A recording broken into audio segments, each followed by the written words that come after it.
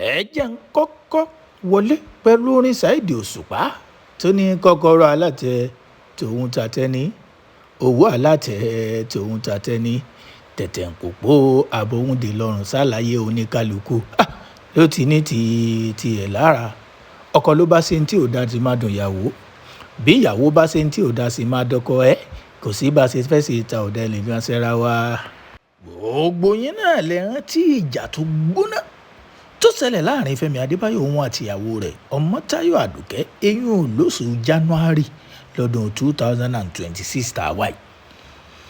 Ìní láti ti máa ṣàlàyé tó ṣẹlẹ̀ fún yín, ṣùgbọ́n àwọn ènìyàn ti wá fa ẹnìkan sáàrin táwọn fà sáàrin torí pé bá a ṣe ń sọ̀rọ̀ yìí wọ́n ní ìjà ti parí. Ta ló sọ pé ìjà ti parí? Ẹ farabalẹ̀ kẹ́ ẹ gbádùn ètò.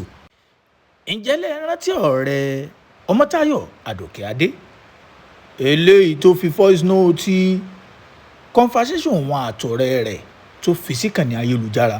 Mo mọ̀ pé nìkan tún lè ti gbàgbé torí ẹ̀ la fi máa ń gbé yín débẹ̀ á ṣàlàyé bó ṣe ń lọ. ẹ jẹ́ n kọ́kọ́ play voice note kékeré náà ní tíntín ni kó lè bá a mú yín rántí flashback la mọ̀ pé ẹ fi rántí gbogbo ohun tí ó ṣẹlẹ̀ ńgbà náà. Ibì kan là ń lọ ẹ má ìgbà tí wọ́n kọ́ ní ọ̀gá bèlò máa ní stroke mi ò process ẹ̀ mo fi ní ṣán láṣìírí lọ́wọ́ yín wọ́n á fi ní stroke ni. wọ́n á ní stroke orúkọ tán ní ọ̀fẹ́ kó bàjẹ́ máa bá wọn bàjẹ́ yànnà. jẹ́ kí serious kí ti máa ṣe interview gidi àti tó ṣẹlẹ̀ àti tí ò ṣẹlẹ̀ gbogbo ẹni máa tán ó yá let's go there. ó máa wà bùtà gan. iṣẹ́ ń ké tó kí ni ẹ̀ wá sí mi lọ́kàn o. iṣẹ́ ń ké tó tí mò ń jọ ara wọlé tí mò ń ṣe kékeré kan lẹ́yìn kí ni ẹ̀ wá sí mi lọ́kàn kí ló ó máa ní tù lọ́wọ́ ó máa lágbára lọ́wọ́ kí ló dé tó ń ṣe rẹ̀ báyìí òun fight ẹ̀ ní o. adúpẹ́ tí nǹkan báyìí ti ẹ̀ ṣẹlẹ̀. ẹbí ò ti máa accuse Funke ni ṣé mo ká Funke ni. irọ́ ni. ṣe báyọ̀ mo ti máa accuse ẹ̀ tó sáré pẹ̀ mi tó ní ọmọ ọmọ máa ń kàkà mo ti ṣe fídíò sí mo ti sẹ́ǹdẹ̀ lórí irọ́ ni. the whole world will know jẹ́ kí serious kí ti máa ṣe interview gidi. àwọn èèyàn ti wá fajù wọ́n sáàrin pé ó tán bí ó tán ó tán ó tán bí ó tán ó tán ìyàwó padà sọ́dọ̀ ọkọ ẹ̀ ó tán ló fi jẹ́ pé àwọn ènìyàn ní ntọ́ bá ti sẹ́ yí pé ọkọ àtìyàwó àwọn ò tẹ́ fẹ́ máa dá sí mọ́ ṣùgbọ́n ẹ jẹ́ wá gbé yín débẹ̀ kí n já yín tán Gistlover ẹ̀yin náà ti mọ̀ ó dé padà ìyé bàbá yéèyàn eyín ò níkànnì ayélujára Instagram òun ló já mọ̀ pé Ọmọ́táyọ̀ Àdùkẹ́ Adé òun àti ọkọ rẹ̀ Fẹ́mi Adébáyọ̀ pé wọ́n ti parí ìjà tẹ́yìn náà bá dẹ̀ rí kó tó di pé mò ń tí Gistlover sọ wá nǹkan kan ṣẹlẹ̀ níbẹ̀rẹ̀ oṣù yìí táwọn ènìyàn fi ń wò pé ó dàbí ìgbà pé ìjà ti parí. Kí ló ṣẹlẹ̀? Fẹ́mi Adébáyọ̀ mú ọmọ tí Ọmọ́táyọ̀ Àdùkẹ́ Adé tó bí fún un ó lọ sí skul wọn tó lọ mú ṣeré ó mú káàkiri tó nú ọmọ náà dùn. Ẹ̀yin tó bá ti pẹ́ rí fídíò ńgbà náà ẹ wo tíntín nínú fídíò náà.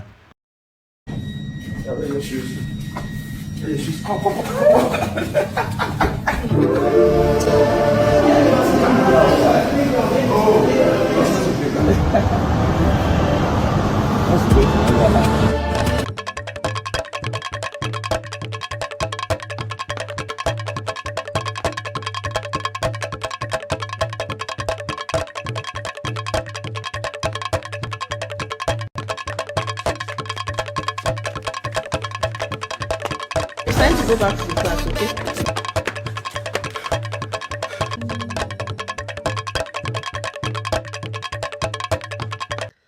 Tẹ́ ẹ bá fetí balẹ̀ dáadáa ẹ rí i pé obìnrin kan ń sọ̀rọ̀ lábẹ́ńlẹ̀ pé ṣé ó ń sọ fún ọmọ náà pé you want to go back to your class.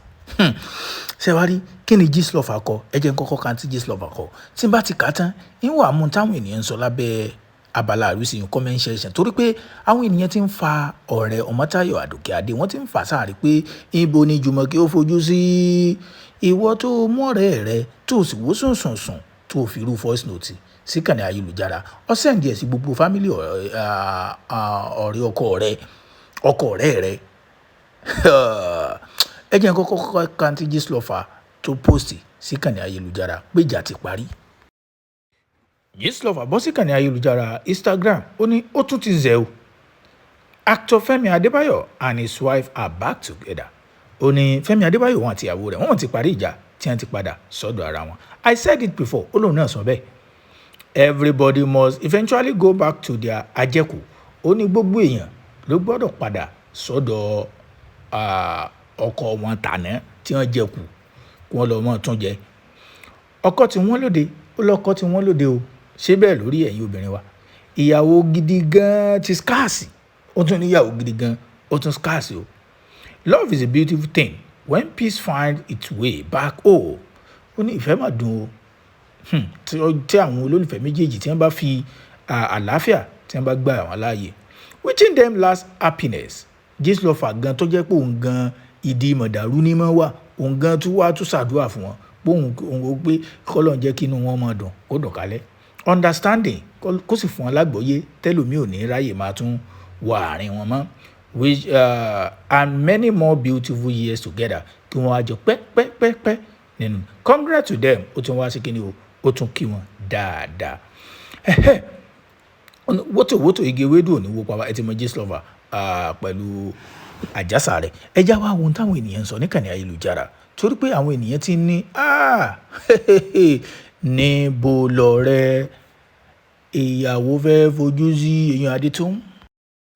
Rasheedat Clarity Diary wọ́n sọ pé how the newcaster èèyàn ẹni tó fi voice note sí kànnì ayélujára ló ń bá wí o wọ́n ń cope báyìí ó ní ṣé ọ̀dọ̀ ìyàwó ní ọmọ áfíìsì ni àbọ̀dọ̀ ọkọ wàhálà dé.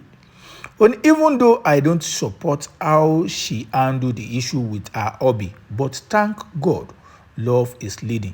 Ó ní bó ti ẹ̀jẹ̀ yí pé òótọ́ dẹ̀ ni ẹ̀yin náà mọ̀ pé ńgbà tí ṣẹlẹ̀ náà ṣẹlẹ̀ gbogbo àwọn ènìyàn kò sẹ́ni tó wà lẹ́yìn Ọmọ́táyọ̀ Àdùkẹ́ torí pé voice note náà lé ẹ̀yin náà ìwé náà mo post fún yẹn rí pé tí ì bá ṣe yí pé àánú Ọlọ́run. Ẹni ilé kọ́kọ́ pariwo Jésù ó tún wá fi love emoji ó tún fi light emoji. Ó ní what God cannot do doesn't exist. Ó ní kí lọ́lọ́run ò lè ṣe kò tí ì sí. The joy in my heart knows no bond. Ó nínú òun kàn ń dùn ni látàrí ìròyìn tó gbọ́. Ó wá tàgì Àdùkẹ́ ó ní mo bá ẹ yọ̀ ó kú oríire. Èṣù kò ní rí ẹ mọ́ o. Ó léṣù ò ní rí mú mọ́. Olórí Ọlátókè Àdùnní ó ń bọ́ sí ní thank you Jesus. Ó ní òsì Jésù. I'm so happy for them. Ó lóhun inú òun máa dùn fún wọn o. Sincerely from my heart. Ó ní láti inú ọkàn òun. That aunty almost run mad. Òótọ́ dẹ̀ ni torí pé ọ̀pọ̀ níkànnì ayélujára àwọn online yìí lọ. Mo jọ sinmi. She couldn't bring herself to separating with her husband. Ó ní ẹ mọ̀ ẹni tí ẹ̀ bá nífẹ̀ẹ́ bí ogun ní ọ̀rọ̀ fẹ́ o. God bless you brother Femi. Ọwá dúpẹ́ lọ́wọ́ brother torí pé tí ì bá ti pé ó lágbára o ọ̀rọ̀ náà lágbára iná ni mo play fún yín tẹ́yìn náà gbọ́hùn. Wọ́n ní ojú ò ní tì yín papi ó ṣàdúrà fún Fẹ́mi olójú ò ní tì yín ilé yín ò ní dàrú ilé tèmi náà ò ní dàrú ilé gbogbo wa ò ní dàrú ẹ sàmì àdúrà kẹgbẹ́ tí ọ̀dọ́ mi. But this is the best news on the internet today. Ó ní ilé ìnìròyìn ayọ̀ lórí ìkànnì ayélujára lónìí. Oríṣiríṣi kọ́mẹ́ǹtì táwọn ènìyàn ti ń béèrè pé ìbò ni ọ̀tá tó fojú jọ̀rẹ́ ọ̀rẹ́ tó fojú jọ̀tá èèyàn Adétún níbo ló fẹ́ fi ojú sí.